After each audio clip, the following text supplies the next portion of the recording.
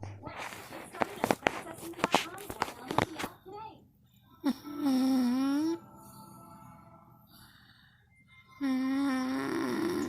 a.m.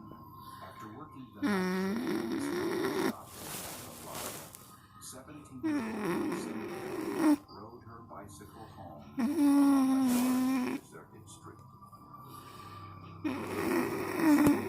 Jumped from behind a parked van, knocked Lisa off her bicycle, grabbed her by the hair, and forced her into his car. God help me.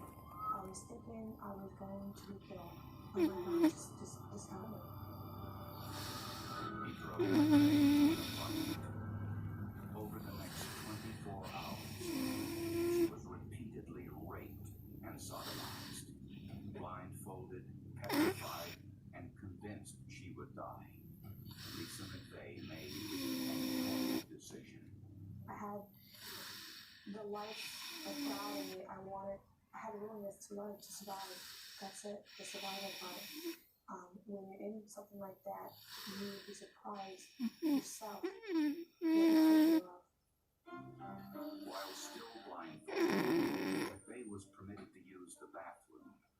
She left her fingerprints everywhere on the toilet seat, around the sink, on the hairdryer.